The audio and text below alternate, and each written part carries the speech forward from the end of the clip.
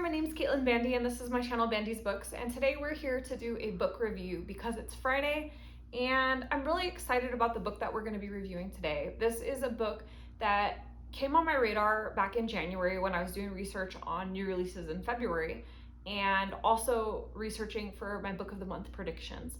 And it's a book that I actually predicted for book of the month and then was selected, so I'm excited about that as well. And that is River Sing Me Home by Eleanor Shearer. This is a book that was published by Berkeley at the end of January, early February, and it's a debut novel. So before we get into anything, I want to make sure that you're aware that this is going to be a spoiler-free review. I am going to talk about the summary, but in a way that is not going to give anything away that's going to spoil the plot. And then my discussion of the book is going to be pretty spoiler-free as well. So don't worry, if you haven't read this book, you can watch the whole thing through. This book is set in the 1830s in the Caribbean, specifically on Barbados, and what has happened is that there's been a decree that ends slavery across the Caribbean. Unfortunately, because plantation owners are terrible people, many of them have refused to free their slaves. And although they've freed them in title, they basically have kept them enslaved. So they've refused to allow them freedom, refused to allow them to leave, to pursue work elsewhere, kept them in horrible conditions. Our main character, Rachel, decides that she wants to be free at all costs, and she flees the Providence plantation that she is currently on. And once she gets free, she decides that she wants to find out what happened to her children. She had 5 different children that survived, and all 5 of her children were sold away to different plantations. She has no idea if they're still alive, what's happened to them, where they've ended up, and so that's become her mission to seek out each of her children and have some resolution on their stories.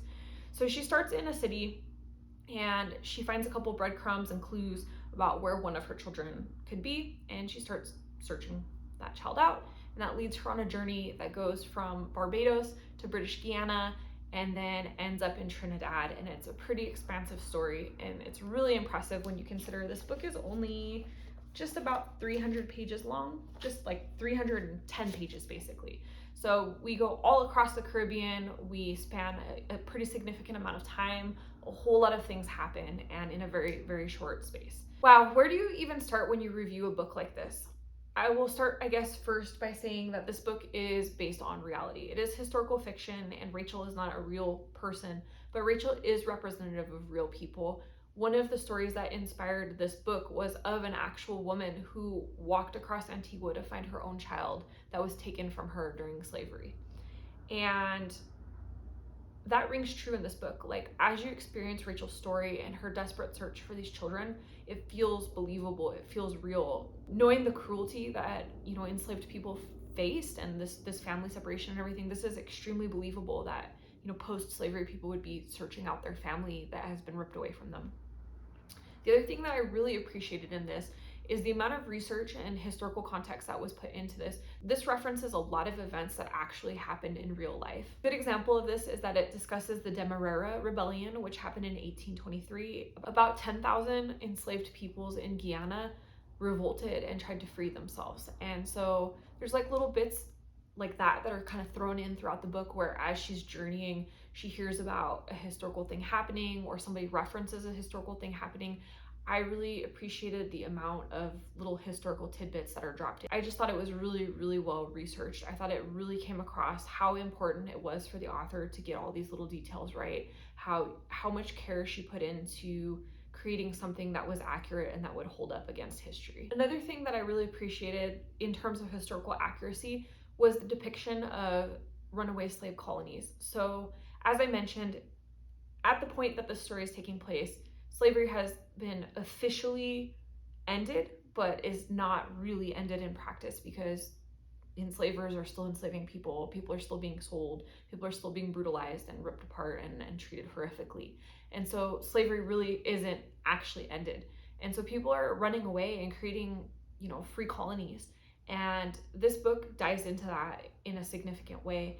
And I thought that was really interesting because I feel like that's history that doesn't really get taught as much as it should here in the US, at least. I don't know worldwide what that looks like, but I know that, at least in my experience, when we were learning about slavery, we didn't really learn that much about people that fled and created colonies. We didn't really learn much, honestly, about slavery in the Caribbean in general, and definitely didn't learn much about South America. These free colonies that existed in the Caribbean and in South America, like, I feel like that's such an important piece of history, where you have people that literally risked their lives and took off and created, you know, a safe area and helped others escape. I feel like that's such an important piece of history. So I'm really glad that this book delves into that. I think that that's something that should be on a regular curriculum. I really like the main character, Rachel. I feel like we go into this book having empathy for her, because she's a woman who's been enslaved, had her freedom taken from her, and had her 5 children ripped away from her. And that's enough to empathize with, right? But then as we kind of get to know her in the beginning of the story, you really come to respect her for all that she survived, all of the brutality, all of the horror and the trauma. And she's still, I'm gonna find my children. I'm gonna like bring my family back together. I need to know this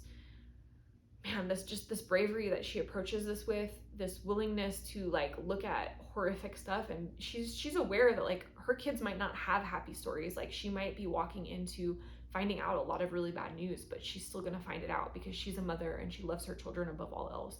I also felt that the supporting characters in this book were really well done as well. I thought that they were believable and relatable, and I thought that seeing their struggles as well kind of helped us be anchored in the setting of the beginning of the book, especially. So Rachel leaves the plantation and she heads to a city, and like as she gets in the city, the people that she meets and hearing their experiences and seeing the choices that they've had to make kind of help you understand how the world is like as she moves through it.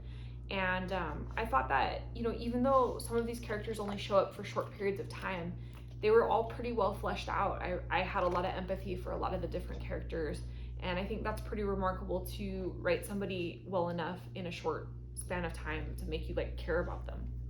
I will say that this story was super engaging from the get-go. Because there's only 300 pages, this story does move really fast.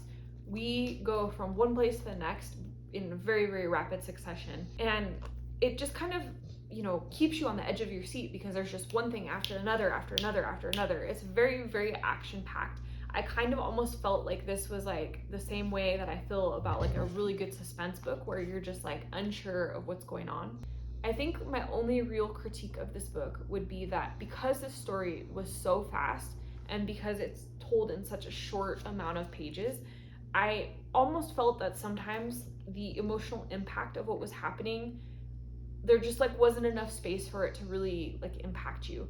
Just a crazy thing to say because it's such an impactful story overall. And I think for me, that I felt that the emotions hit more at the end of the story, like once I had read the whole thing and then had a moment to process like what happened to this woman, what happened to her children, everything that she went through as a whole. But I think that that's a pretty minor fault. And like I said, at the end of the story, when you're done reading this whole story, you really have time to sit down and think about the emotional impact, what this family has been through, what this woman in particular went through. That's where those emotions really start to come in. I just, like I said, I wish that there was a little more of that in the story, but I don't think it was a make or break thing. All in all, I think that for a debut novel, this was a pretty significant work of historical fiction. I, again, think it was really impressive how well researched it was. I think that the characters were pretty compelling. I think the pacing was pretty fast and kept the story very engaging. And I think overall that this, you know, deserves all of the praise that it's been receiving so far. I think it was a pretty good book and definitely would recommend reading it. Be aware it's not a light book. There are some trigger warnings, definitely trigger warnings for rape, sexual assault, death, miscarriage, slavery, torture, abuse, human trafficking, things along this line. So, you know, go into it knowing that, but otherwise definitely worth a read. I would give this a solid 4.5 stars. I think if there was a little bit more space for that emotional impact throughout the story, it could have easily been a 5-star read. But I think because there was a little bit of that detachment because of the fast pacing, I think that's why it's only a 4.5 for me. But it was very, very close to being a 5-star. So that's the end of this review. If you like it, hit the thumbs up button. Comment down below and let me know if this is on your TBR. And if you're not already subscribed to this channel, please hit the subscribe button as well as the notification bell, so that way you never miss a video. And that way we'll see each other again. Thanks so much for joining. Bye.